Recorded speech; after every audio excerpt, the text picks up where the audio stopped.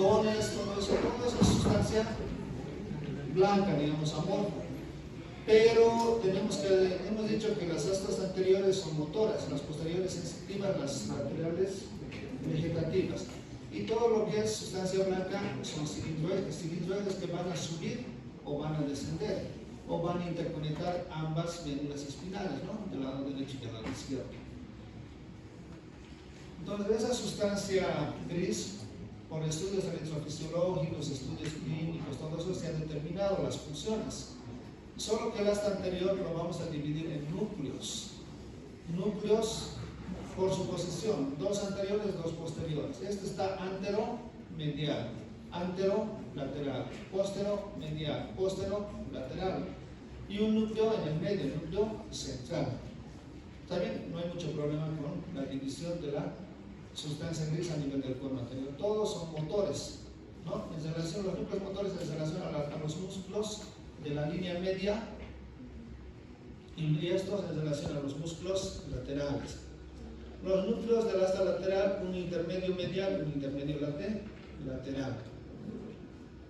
Los núcleos del asta posterior, eso sí ya tienen nombres, ¿no? Propios. El más posterior, núcleo marginal, núcleo de Waldeyer o esponjoso dorsal, antes se lo llama. Anterior a eso, un núcleo gelatinoso de Rolando sensibles propios. Lamentablemente sí hay que tenerlos en cuenta todos sus nombres, ¿no? Todos sus nombres. Anterior es el núcleo propio o esponjoso ventral. Esponjoso ventral, esponjoso dorsal y en medio gelatinoso. Y dos núcleos torácico posterior y basal externo. Esos sí tienen nombres propios de ese nivel. ¿Por qué nombres propios? Por ejemplo, el núcleo posterior va a tener una función asociativa, interconectar, digamos, ambas hemimédicas. El núcleo gelatinoso de Rolando va a llevar la sensibilidad termoalgésica, que luego vamos a hablar de eso. El núcleo propio va a llevar la sensibilidad táctil, protopática y de presión. En cambio, estos dos núcleos, el torácico anterior, el torácico posterior y el basal externo, van a llevar las sensibilidades inconscientes, profundas inconscientes. Ya, la idea es que estos núcleos cada uno tiene sus propios nombres. Los anteriores creo que no hay mucho problema, los posteriores sí se van a sentar a memorizar los nombres, ¿no?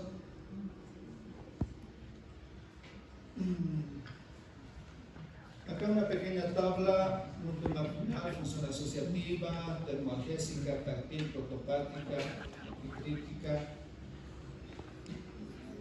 Actualmente, según estudios en otras especies, en lugar de nombrarlos con esos nombres, los podemos denominar como área 1, 2, 3, 4, ¿no?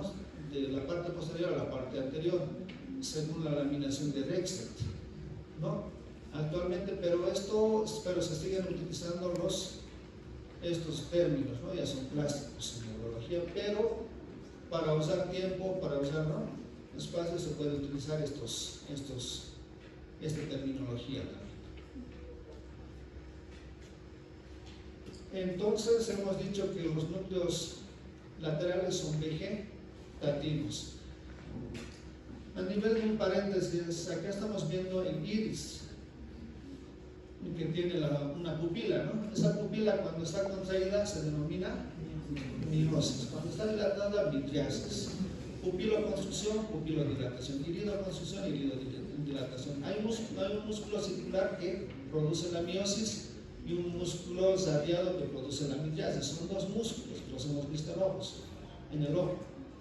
Pero sucede que el músculo que hace que se produzca la pupilodilatación viene del tallo encefálico, del núcleo de Edinger-Wetzbach, que está a nivel del mesencéfalo. Ahí no hay mucho problema. Pero el núcleo que produce la iridodilatación es un núcleo que viene desde la médula espinal, desde las astas laterales de la médula espinal, a nivel del segmento cervical 8, torácico 1. Una vez que sale por el ramo anterior, ¿no?, ramo motor, pasa sus fibras por el ganglio ganglio cérvico-torácico, estrellado, ganglio cervical medio, ganglio cervical superior, plexo pericarotidio, nervio oftálmico hasta llegar al ojo. O sea, la idea es a nivel de la médula espinal. Y ese es el que produce la iridodilatación. Tenemos un paciente, hay una persona, se accidenta en la calle, no sé, un accidente, un politraumatismo, está inconsciente, le tomamos los reflejos pupilares. Si encontramos las pupilas, ambas están contraídas y no dilatan, ¿quién está produciendo la contracción? El mesencéfalo. ¿Quién no estará funcionando? ¿Quién no produce que dilate? La médula espinal. Si ese paciente despierta, posiblemente tenga una lesión a nivel de la médula espinal, a nivel cervical, 8. Posiblemente estamos ya con un paciente que nos va a quedar cuadripléjico, por ejemplo, ¿no? Todas las fibras de ese nivel van a ser seccionadas o hay una lesión a esa altura. Si tenemos un paciente que encontramos las pupilas midriáticas, este está funcionando bien. ¿Quién estará fallando? El mesencéfalo, el tallo encefálico. Este mesencéfalo es bastante pequeño. En el mesencéfalo están todos los núcleos de los pares craneales, el núcleo dorsal del vago cardiorrespiratorio. Si hay una lesión a nivel del tallo, posiblemente ese paciente va a tener una lesión del núcleo dorsal del vago, núcleo cardiorrespiratorio, posiblemente va a entrar en un paro cardíaco. El compromiso es mucho mayor. En acá las secuelas son mayores, pero es el compromiso mayor. ¿Cómo nosotros examinamos sistema nervioso? Muchas veces siempre es por estructuras externas, ¿no? Por los órganos diana, por los órganos que están inervados. Estamos hablando en este caso médula espinal, los núcleos vegetativos, núcleo espinal que está en la médula espinal que inerva los ojos. En la parte inferior, a nivel del sacro, están los núcleos que van a inervar lo que son los esfínteres del tubo digestivo y de las vías urinarias. Sistematización de la sustancia blanca. Esa sustancia blanca, igual, todo es blanco, pero tenemos que saber que por ahí pasan fascículos, fibras. Hemos dicho que el cordón posterior es fascículo de Gauss, fascículo de Burkitt. En el cordón anterior lateral se unen, es un solo cordón anterolateral, donde hay muchos fascículos ascendentes y fascículos descendentes. Por ejemplo, entre los fascículos descendentes vamos a hablar de la vía piramidal y de la vía extrapiramidal. Vía piramidal córtico-espinal. Córticos, nombre nos dice, viene de la corteza cerebral y termina en la médula espinal. Extrapiramidal, que viene de estructuras que no vienen de la corteza. Tectoespinal, por ejemplo, ¿no? De los tubérculos platigéminos superiores, mesencéfalo. Rubro espinal, mesencéfalo, núcleo ojo. Vestíbulo espinal, vestíbulo, núcleo vestibular. Del tamaño encefálico. Retículo espinal, sustancia reticular, médula oblonga y puente. Óligo espinal, médula espinal. Entonces no vienen de la corteza cerebral. Vía piramidal viene de la corteza cerebral. Vía extrapiramidal no viene de la corteza cerebral. ¿Por qué lo clasificamos de esta manera, vía piramidal y extrapiramidal? Movimientos. Cuando nosotros escribimos, son movimientos finos, delicados, conscientes. Cuando nos abotonamos, son movimientos finos y delicados. Cuando ponemos la llave en una cerradura, son movimientos finos, conscientes. ¿Quién participa en la vía piramidal? Pero cuando estamos escribiendo, ¿qué posición adopta el hombro? ¿Qué posición adopta? ¿Tenemos conciencia del hombro, la columna, el cuello? No, pero ayudan en ese movimiento. Los movimientos conscientes estarían en la vía piramidal y la vía extrapiramidal, recto espinal, supraespinal, mantienen el equilibrio, controlan los músculos flexores, los músculos extensores. Entonces todos trabajan juntos, pero de manera didáctica, movimientos finos, delicados, conscientes, vía piramidal. Pero no podemos hacer un movimiento fino y delicado. Cuando nos abotonamos, ¿y qué posición adoptan los codos? ¿Qué posición adopta la columna cervical, ¿no? Los músculos del cuello? Entonces todos participan en esta función, pero de manera didáctica lo tenemos, no vemos las fibras de dónde vienen, de estas estructuras. Lamentablemente son muchos nombrecitos que los vamos a ir viendo en cada uno de los órganos. Médula espinal siempre es un poco más complicado porque ya vemos más estructuras, ¿no? que no conocemos. Lo que era sistema esquelético para miembros. Sabemos huesos, nos ayudan músculos. músculos, vasos y nervios. Siempre hueso es un poco más complicado porque ya vamos memorizando las estructuras. Vía córtico espinal. Las neuronas se originan en la corteza cerebral. Área motora, área 4 de Brodmann, gyrus precentral, premorandi, conocido músculo de motor de Penfield, o sea, en un área motora, lóbulo frontal. De ahí bajan los cilindros ejes, atraviesan el caño encefálico, mesencéfalo, protuberancia y la médula oblonga. Solamente que esta vía piramidal hay fibras que van directas y hay fibras que se entrecruzan a nivel de la médula oblonga.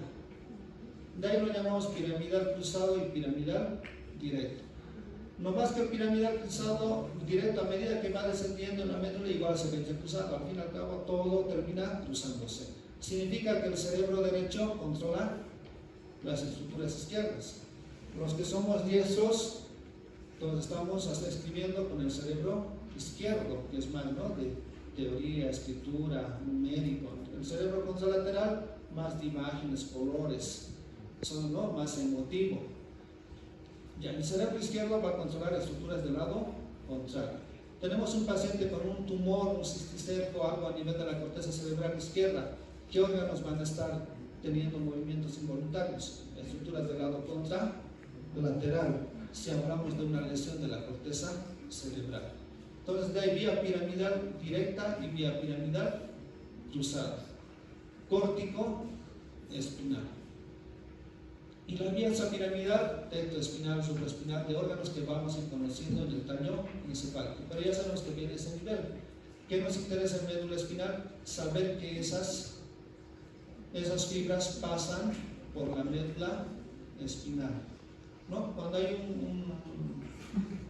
un fascículo que está lesionado a cierta altura, entonces va a estar comprometido esas vías, por ejemplo. Entonces, vía extrapiramidal, constituido por la tectoespinal, retículo espinal, supraespinal, vestíbulo espinal, ónivo espinal. Fascículos ascendentes. Espino talámico anterior, espino talámico lateral. Espino cerebeloso anterior y posterior. Y espino tectal olivar reticular. Espino talámico. El tálamo óptico es un órgano que se encuentra a nivel de la cara medial del cerebro.